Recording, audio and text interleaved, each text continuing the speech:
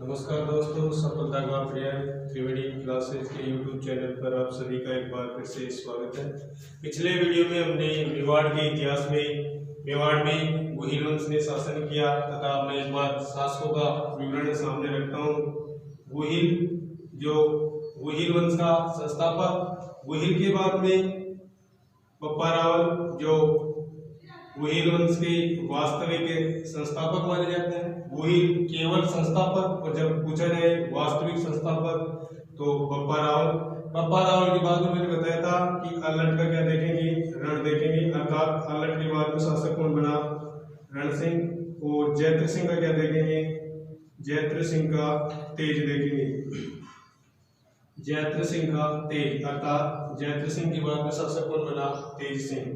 तेज सिंह के बाद में मैंने कहा था कि जब तक क्या आ जाएगी, समर। यहाँ तक हमने बात की थी कि अल्लट ने हरिया देवी से विवाह किया और नौकरशाही का काल प्रारंभ किया, यानी नौकरशाही प्रारंभ की तथा इन्होंने आहट को दूसरी राजधानी बनाई और बप्पा राव ने नागदा को। क्वेश्चन पूछा जाता है कि मेवाड़ की प्रारंभिक राजधानी तो नागदा, मेवाड़ की दूसरी राजधानी आहट को राजधानी किसने बनाया, अल्लट ने। बात करते हैं रण सिंह के बारे में। रण सिंह के दो बेटे थे, एक बेटे का नाम था छिम सिंह और एक बेटे का नाम था राह। मैंने बताया था कि छिम सिंह जो रावण शाखा के संस्थापक तथा राह ने राणा शाखा और साथ ही में एक गांव बसाया था, सिसोदा गांव का नाम था सिसोदा गांव।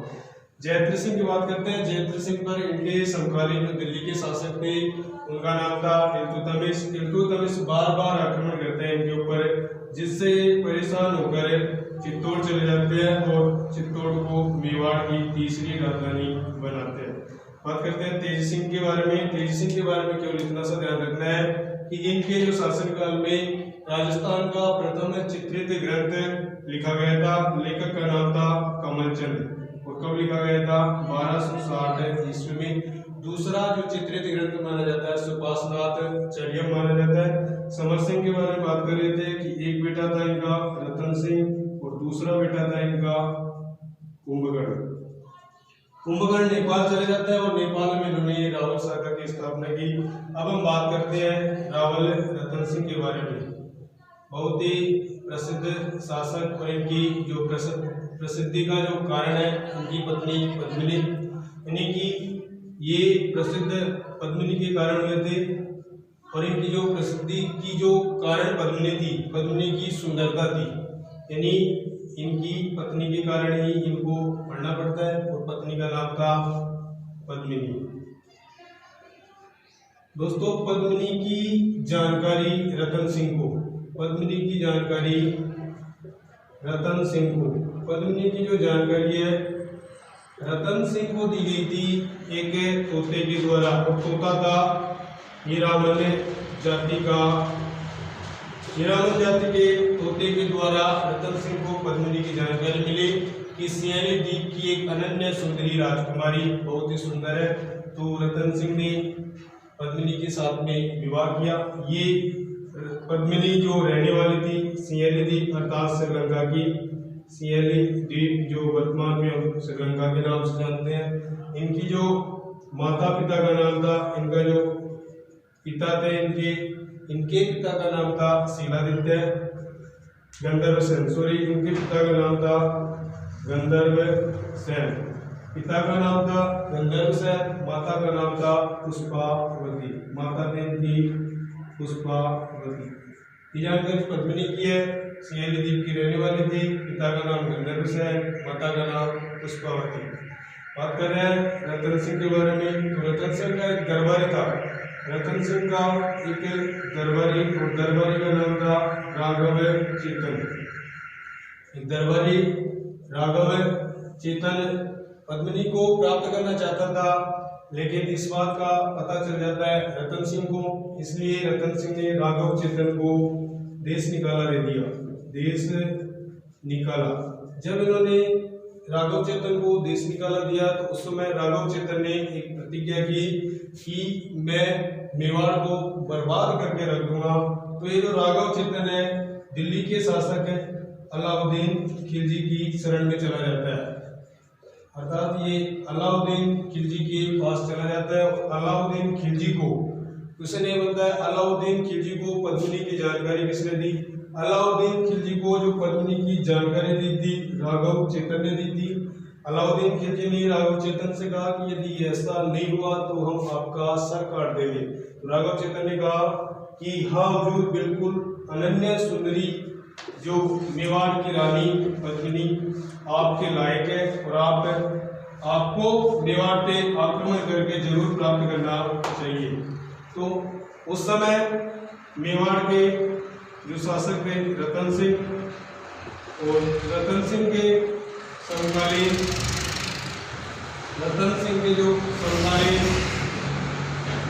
दिल्ली के शासक है खिलजी, इसका मतलब अलाउद्दीन खिलजी। इधर रतन सिंह के जो सेनापति थे, एक का नाम था गोरा और दूसरे का नाम था बादल। ये दोनों आपस में चाचा भतीजा तथा पद्मिनी के ये जो चाचा थे तथा बादल पद्मिनी के भाई थे। अलाउद्दीन खिलजी का जो सेनापति था, अलाउद्दीन खिलजी का सेनापति, इन्हीं का बेटा खिजरिका, सेनापति का नाम था खिजरिका। अलाउद्दीन खिलजी ने जो खिजरिका के नेतृत्व में आक्रमण किया मेवाड़ पर, इस युद्ध को कहते हैं चित्तौड़ का प्रथम युद्ध। इस युद्ध को जीतने के लिए अलाउद्दीन खिलजी ने 28 जनवरी से लेके 20 अगस्त तक घेरा डाला था। ये जो युद्ध हुआ था 1303 ईस्वी में, ये मेवाड़ का, ये जो इस युद्ध के बाद जो साका हुआ था, यह मेवाड़ का प्रथम तथा राजस्थान का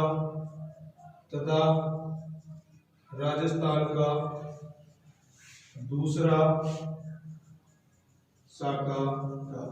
इस युद्ध में रतन सिंह के अलावा दोनों सेनापति गोरा और बादल लड़ते हुए मारे जाते हैं और रानी पद्मिनी के नेतृत्व में 1600 महिलाओं के साथ में अग्नि जोहर किया जाता है। यानी कि पद्मिनी के नेतृत्व में 1600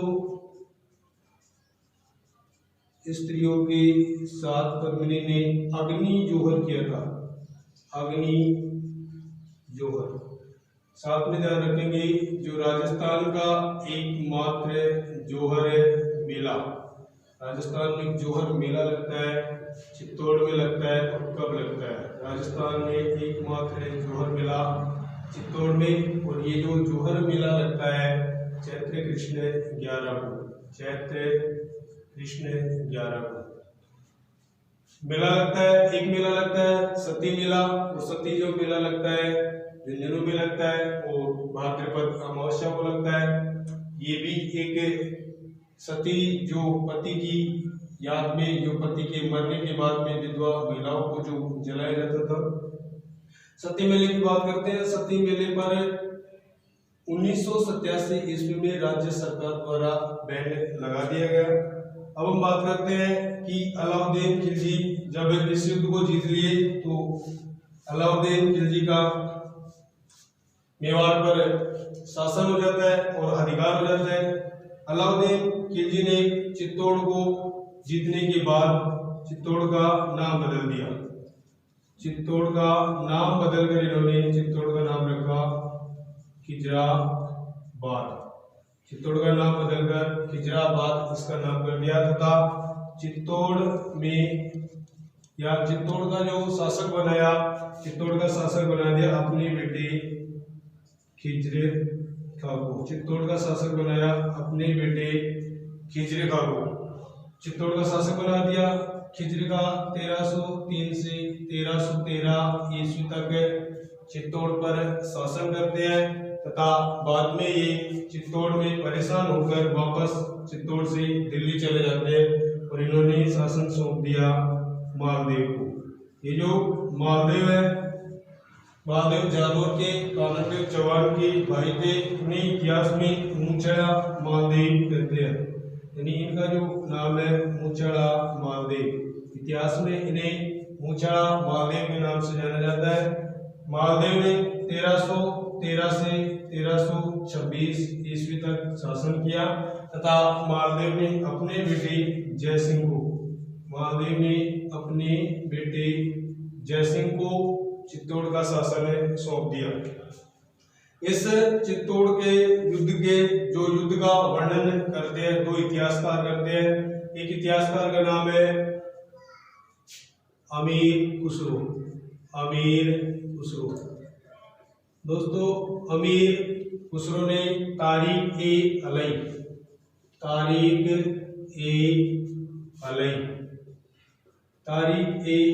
इसी का दूसरा नाम है खजाइन उल फतवा। इसी ग्रंथ का दूसरा नाम है फारसी ग्रंथ है। इस ग्रंथ में अमीर खुसरो कौन था? अलाउद्दीन खिलजी का दरबारी कवि।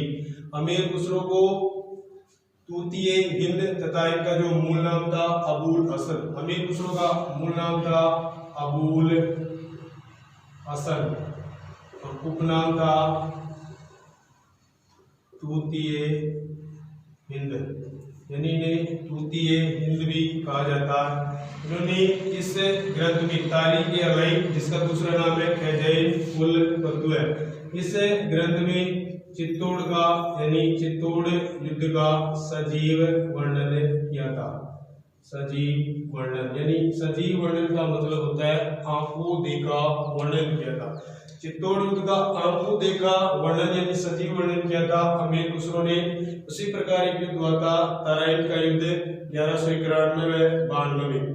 तराइन का जो युद्ध हुआ था 1191-92 में, तराइन के युद्ध का सजीव वर्णन किया था चंद्रबरदई ने अपने ग्रंथ पृथ्वीराज राशि।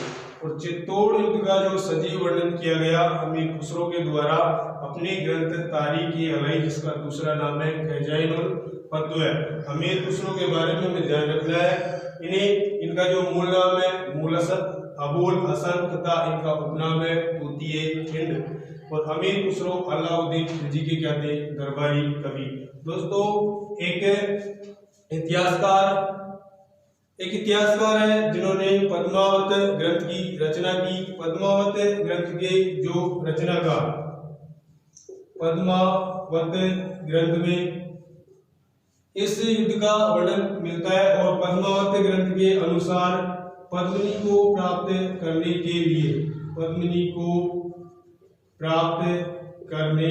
के लिए अलाउद्दीन खिलजी ने आक्रमण किया था। यानी कि पद्मावत ग्रंथ के अनुसार पद्मिनी को प्राप्त करने के लिए आक्रमण किया गया था। और अमीर खुसरो ने तारीख अलई में इस युद्ध का सजीव वर्णन यानी आंखों देखा जो 1600 स्त्रियों ने जो जोहर किया था उसका सभी का जो वर्णन किया अमीर खुसरो ने किया। इसके बाद में अलाउद्दीन खिलजी ने चित्तौड़ पर शासन के लिए अपने बेटे खिजरिका को सौंप दिया और खिजरिका ने मालदेव को तथा मालदेव ने शासन सौंप दिया जयसिंह को। अब देखते हैं जयसिंह से शासन छीन लिया था अमीर ने। जयसिंह से शासन छीना अमीर चौहान ने। अमीर सिसोदा गांव का रहने वाला था और अमीर जो चौहान है इन्होंने मेवाड़ की विषम परिस्थितियों में यानी कि विपरीत परिस्थितियों में मेवाड़ का संरक्षण किया, इसलिए इनको महाराणा कुंभा के द्वारा उपाधि दी गई विषम घाटी पंचानन। देखिए जरा, शासक जयसिंह के ऊपर सिसोदा गांव के जो जागीरदार थे अमीर ने आक्रमण किया। आक्रमण करने के बाद चित्तौड़ पर अधिकार किया। अब चित्तौड़ पर अधिकार किसको हो गया? अमीर का, यानी शासक कौन बन गया? अमीर। और अमीर का जो शासन काल है 1326 से 1364 ईस्वी तक। अमीर के बारे में क्या क्या हमारे से पूछे जाते हैं। अमीर मेवाड़ का प्रथम शासक जिसने राणा या महाराणा जिसने राणा या महाराणा की उपाधि धारण की, जिसने राणा या महाराणा की उपाधि धारण की। मेवाड़ के प्रथम शासक थे जिन्होंने राणा या महाराणा की उपाधि धारण की। इन्हें कुंभा के द्वारा विषम घाटी पंचानन, विषम घाटी पंचानन, इस उपाधि का जो उल्लेख मिलता है कीर्ति स्तंभ प्रशस्ति में, कीर्ति स्तंभ प्रशस्ति में। और ये जो उपाधि दी गई थी कुंभा के द्वारा, उपाधि देने वाले व्यक्ति है कुंभा, और उपाधि का उल्लेख मिलता है कीर्ति स्तंभ प्रशस्ति में। और कीर्ति स्तंभ प्रशस्ति के जो लेखक अत्रि भट्ट, प्रारंभ किया था अत्रि भट्ट ने, तथा इसे पूर्ण किया इन्हीं के बेटे महेश भट्ट ने। बात करते हैं कि कुंभा के द्वारा एक और उपाधि दी गई थी इनको, जो उपाधि वीर राजा, वीर राजा की उपाधि दी गई। रसिक प्रिया नामक टीका में इसका उल्लेख मिलता है। ये कुंभा ने लिखी थी। रसिक प्रिया जो टीका है इसके जो लेखक है महाराणा कुंभा स्वयं है। कुंभा के द्वारा दो उपाधि दी गई अमीर को, विषम घाटी पंचानन जिसका उल्लेख कीर्ति स्तंभ प्रशस्ति में, तथा दूसरी उपाधि वीर राजा रसिक प्रिया में। याद रखने के लिए कि जो विपरीत परिस्थितियां होती है, विपरीत अर्थात मुसीबत के सामने जिसने कीर्तिमान बनाया, अर्थात कीर्ति प्रशस्ति में इसका क्या मिलता है, उल्लेख मिलता है। ध्यान रखना है स्वयं कुंभा को धर्म व पवित्रता का अवतार, धर्म व पवित्रता का अवतार, स्वयं कुंभा को धर्म व पवित्रता का अवतार कुंभलगढ़ प्रशस्ति में, कुंभलगढ़ प्रशस्ति में। स्वयं कुंभा को तो धर्म व पवित्रता का अवतार कहा गया कुंभलगढ़ प्रशस्ति में, तथा अमीर जो राणा अमीर को विषम पंचानन की जो उपाधि दी गई कीर्ति स्तंभ प्रशस्ति में दी गई है। ये सिंगोली के युद्ध में, सिंगोली के युद्ध में शहीद हो जाते हैं। अमीर सिंगोली के युद्ध में शहीद हो जाते हैं। और अमीर के बाद में शासक बनते हैं क्षेत्र सिंह, अमीर के बाद शासक बनते हैं क्षेत्र सिंह। क्षेत्र सिंह का जो शासन का 1364 से 1382 ईस्वी तक, 1382 ईस्वी में मेवाड़ के शासक बनते हैं महाराणा लाखा। लाखा का शासन काल 1382 से 1421 ईस्वी तक। क्षेत्र सिंह का कोई इतिहास नहीं मिलता। अब हमें पढ़ना है महाराणा लाखा।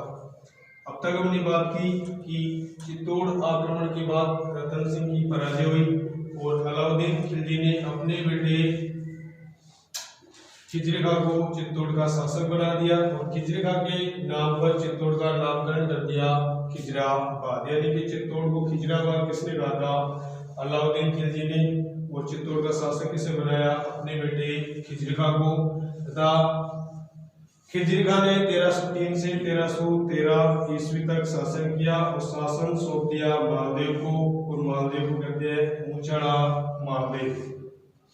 मालदेव ने भी अपने बेटे जयसिंह या जयसा को चित्तौड़ का शासन सौंप दिया। जयसिंह या जयसा पर आक्रमण करते हैं अमीर महाराणा अमीर के बारे में 3-4 बातें याद रखनी है कि कुंभा के द्वारा इन्हें विषम घाटी पंचानन तथा कुंभा के द्वारा इन्हें वीर राजा की उपाधि दी जाती है।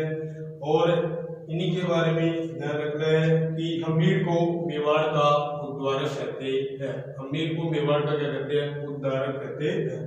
उसके बाद में शासक बनता है क्षेत्र सिंह और क्षेत्र सिंह के बाद में शासक बनता है महाराणा लाखा। अर्थात अगले जो शासक मेवाड़ के लाखा। और लाखा का शासन काल है 1382 से 1421 ईस्वी। महाराणा लाखा जैसे ही नाम से पता चल रहा है कि लाखा बहुत ही लकी इंसान थे, यानी कि इनका जो लक था वो अच्छा था। जैसे ही मेवाड़ की शासक बनते इनको जावर उदयपुर से, जावर नामक स्थान उदयपुर में, जावर उदयपुर से चांदी की खान मिलती है, चांदी की खान। यानी ये जैसे ही मेवाड़ के शासक बनते हैं तो जावर उदयपुर में इनके शासनकाल में चांदी की खान का पता चलता है कि यहाँ पे क्या है, चांदी है। ये जो जावर उदयपुर है, यहाँ पे एक माता का मंदिर है, जगह के नाम से माता का भी नाम हो गया जावरा माता। ये जो जावरा माता है इसे खानों की से मतलब मुस्लिम नहीं है, खान से मतलब खननकारी है, अर्थात खानों की कुल देवी कहते हैं, खानों की कुल देवी। ये जो चांदी है, चांदी लोहा है, चांदी का जो मिश्रण होता है, चांदी के मिश्रण को कहते हैं गलेना। और ये जो चांदी का मिश्रण होता है शीशे व जस्ते का होता है, इसमें होता है शीशा और जस्ता, इन दोनों के मिश्रण को गलेना कहते हैं। यानी गलेना क्या है, शीशे जस्ते का मिश्रण या चांदी के मिश्रण को क्या कहते हैं, गलेना कहते हैं। लाखा लक्की थे तो इन्हीं के शासन काल में पिच्चू या चिड़िया मार नामक बंजारे में, पिच्चू या चिड़िया मार नामक बंजारे में एक झील का निर्माण करवाया, झील का नाम है पिछोला झील। यानी पिछोला झील का जो निर्माण करवाया गया महाराणा लाखा के शासनकाल में, इसके द्वारा किया गया, पिच्चू या चिड़िया मार नामक बंजारे के द्वारा करवाया गया। पिछोला झील के बारे में देखते हैं। जो पिछोला झील है, इस पिछोला झील के जो टापू है, उन टापू में एक तो बन रखा है जग मंदिर, एक बन रखा है जग निवास महल, वह जग मंदिर तथा ये है जग निवास महल। जग मंदिर व जग निवास महलों का निर्माण, जग मंदिर का निर्माण जगत सिंह प्रथम ने तथा जग निवास महलों का निर्माण जगत सिंह सेकंड। आपने पढ़ा होगा मेवाड़ का वह महाराजा जिसने शाहजहां के साथ में अपनी पगड़ी बदली थी, तो शासक का नाम है कर्ण सिंह ने शाहजहां के साथ में अपनी पगड़ी बदली थी। यानी कि ये जग मंदिर महल है, इन जग मंदिर महलों में कर्ण सिंह ने शाहजहां को शरण दी थी। और कर्ण सिंह का जो शासनकाल है जगत सिंह प्रथम से पहले का है। यानी कि जग मंदिर महलों का इनका जो निर्माण करवाया गया था, प्रारंभ करवाया गया था कर्ण सिंह के द्वारा, निर्माण कार्य प्रारंभ करवाया गया था। यानी क्वेश्चन जब ये पूछा जाता है कि जग मंदिर महलों का निर्माण किसने करवाया, यदि ऑप्शन में जगत सिंह प्रथम नहीं है तो कर्ण सिंह, यानी कि कर्ण सिंह ने जग मंदिर महलों का निर्माण कार्य प्रारंभ करवा दिया था तथा जो पूर्ण कार्य करवाया गया था वो जगत सिंह प्रथम के द्वारा करवाया गया था। बताते हैं कि इतिहास में कि जो शाहजहां ने ताजमहल बनाने की प्रेरणा ली है तो अपने जग मंदिर महलों से ली है। यानी कि जग मंदिर महलों से शाहजहां ने क्या ली है कि प्रेरणा, यानी जग मंदिर महल इतने सुंदर थे कि शाहजहां ने प्रेरणा ली कि मैं इससे भी ज्यादा सुंदर महल बनवाऊंगा। तो शाहजहां ने इनसे प्रेरणा लेकर, जग मंदिर महल से प्रेरणा लेकर ताजमहल का निर्माण करवाया।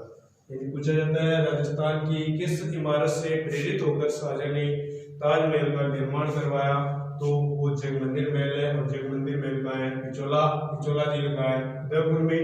निर्माण किसने करवाया था, जगत सिंह प्रथम ने। यदि क्वेश्चन केवल निर्माण किसने करवाया था तो जगत सिंह प्रथम।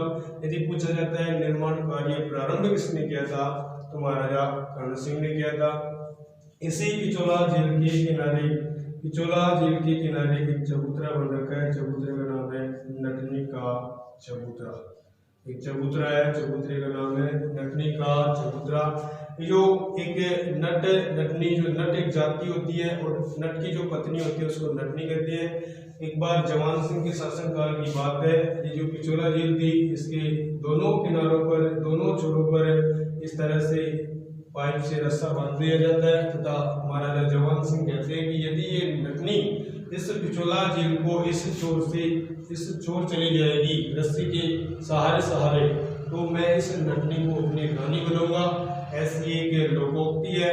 तो बताते हैं कि ये जो नटनी थी झील को क्रॉस करने वाली थी, तो महाराजा कर्ण सिंह के जवान सिंह के जो सैनिक थे, जवान सिंह के सैनिक ने रस्से को काट दिया और वो जो नटनी थी पिछोला झील में गिर के मर जाती है। तो किसी ने महाराजा जवान सिंह को डरा दिया कि वो तो भूत पिशाच बन जाएगी और तुम्हारे वंश का नाश हो जाएगा। तो डर के मारे उन्होंने एक चबूतरे का निर्माण करवाया था पिछोला झील के किनारे। नटनी का क्या है? चबूतरा। इस चबूतरे का जो निर्माण करवाया था वो महाराजा जवान सिंह ने करवाया था। किसने करवाया था? महाराजा जवान सिंह। नोट लगा के साथ में ध्यान रखेंगे, एक नटनी की क्या है? छतरी। नटनी की छतरी, नटनी की छतरी है जालौर। दोस्तों नटनी का चबूतरा पिछोला झील के किनारे उदयपुर में है तथा नटनी की छतरी है जालौर में। बात कर रहे हैं लाका की। लाका केवल लकी नहीं थे, महालक्की भी थे। क्या थे ये? महालक्की। जब मेवाड़ के शासक कौन थे? लाका। लाका के समकालीन, लाका के समकालीन एक रियासत थी राजस्थान की सबसे बड़ी रियासत है मारवाड़ रियासत। मारवाड़ के उस समय शासक थे रावचुंडा। रावचुंडा के एक पुत्र था, पुत्र का नाम रणमल राठौर। रणमल राठौर। और इस रणमल राठौर की एक बहन थी, बहन का नाम हंसाबाई। दोस्तों ये जो रावचुंडा है अपनी बेटी हंसाबाई का विवाह, लाका के उस समय बेटा था राणा चूड़ा। राणा चूड़ा, ये तो है राणा चूड़ा और ये है रावचुंडा, यानी कि राठौड़ अपने नाम के आगे लगाते थे राव, और मेवाड़ के जो भुयल वंश के शासक अपने नाम के आगे राणा या महाराणा लगाते थे। यानी कि इन्होंने इसकी हंसाबाई का जो विवाह है, विवाह तय करना था, सगाई करनी थी राणा चुंडा के साथ में, लेकिन पुरोहित ने प्राचीन काल में जो नारियल वगैरह सगाई के जो नारियल हुआ करते थे उनको पुरोहित लेकर आया करते थे, यानी कि पुरोहित ने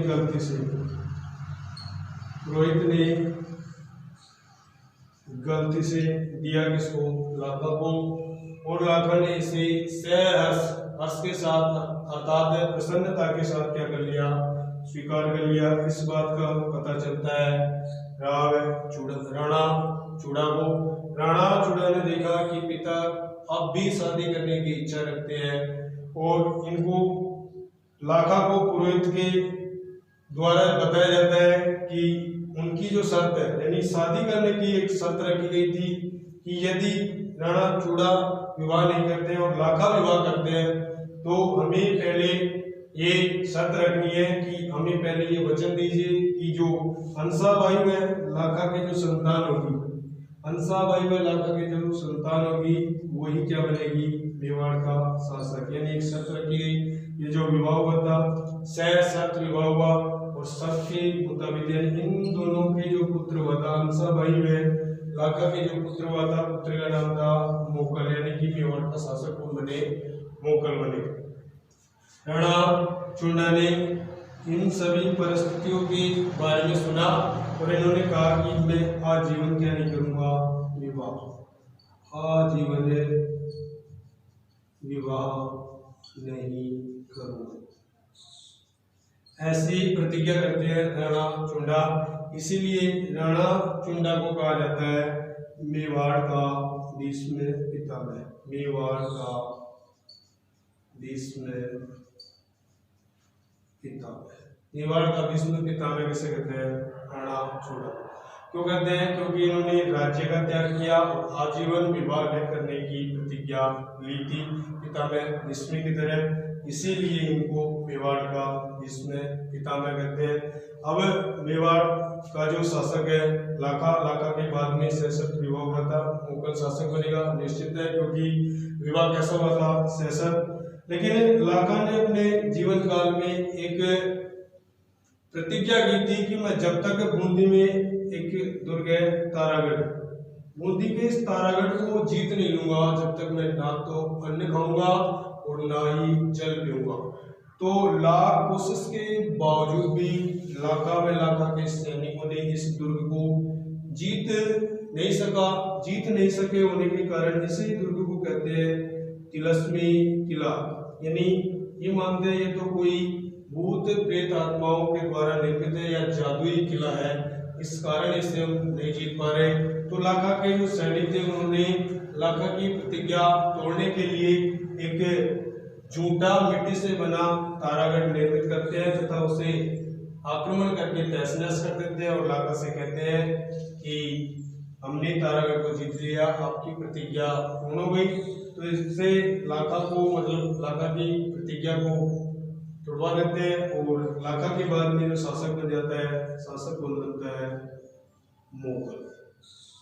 मोगल के बारे में जैसे ही मोगल शासक बनता है, मोगल का शासनकाल 1421 से 1433 ईस्वी। मोगल शासन मोगल मेवाड़ का शासक बनता है। शासक बनते ही इसने अपना संरक्षक बनाया अपने भाई राणा चूड़ा को क्या बनाया इसने संरक्षक बनाया। इस राणा चूड़ा को हंसाबाई शक की नजर से देखती थी। यानी इसका ये मानना था कि कहीं ये राणा चूड़ा मेरे बेटे मोगल की हत्या करके खुद शासक न बन जाए, ऐसे मतलब राणा चूड़ा पर शक रखती थी। तो इससे परेशान होकर जो राणा चूड़ा है मांडू नामक स्थान पर चला जाता है और ये जो मांडू नामक स्थान है गुजरात में। पूछा जाता है कि राणा चूड़ा मेवाड़ को छोड़कर कहाँ चले गए थे, तो कौन से स्थान पर गए थे, मांडू, और मांडू का है गुजरात। संरक्षक राणा चुंडा के स्थान पर यानी इनके स्थान पर हंसाबाई ने अपने भाई रणमल राठौड़ को नियुक्त कर दिया। अपने भाई रणमल राठौड़ को संरक्षक बना दिया। रणमल राठौड़ के बारे में कि ये जो रणमल राठौड़ है इनके बारे में कहा जाता है कि राजपुताने के एकमात्र शासक जिन्होंने मेवाड़ में मारवाड़ पर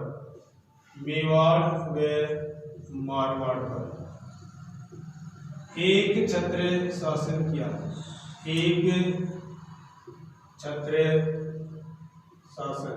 राजपुताने का एकमात्र वह शासक जिसने मेवाड़ रियासत तथा मारवाड़ रियासत पर एक साथ में शासन किया, तो शासक है रणमल राठौड़।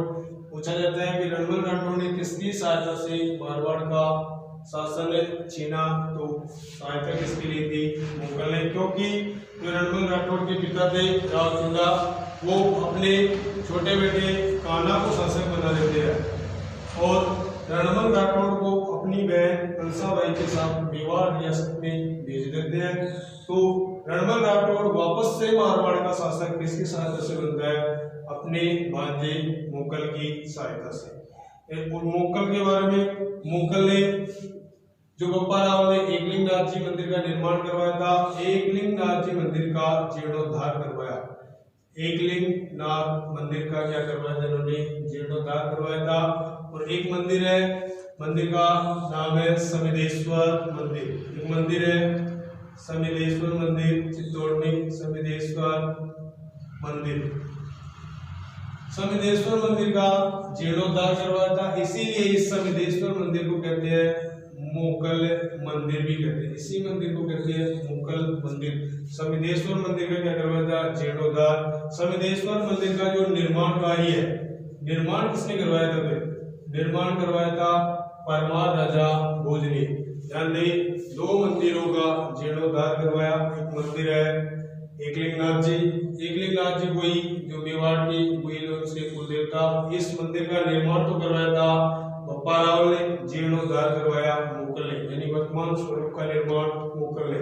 दोस्तों, एक मंदिर समिदेश्वर मंदिर मुगल ने क्या करवाया था, जीर्णोद्धार। इसीलिए इस मंदिर को मुगल मंदिर भी कहते हैं। मुगल मंदिर का निर्माण परमार शासक राजा भोज ने करवाया था। मुगल की हत्या ये जा रहे थे जेलवा अभियान पर। जेलवा अभियान यानी झीलवा नामक अभियान पे जाते समय क्षेत्र सिंह के जो पासवान पुत्र थे,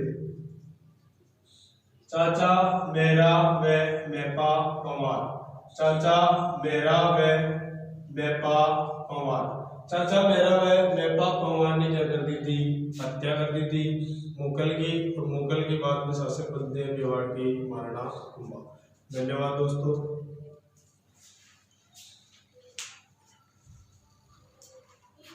और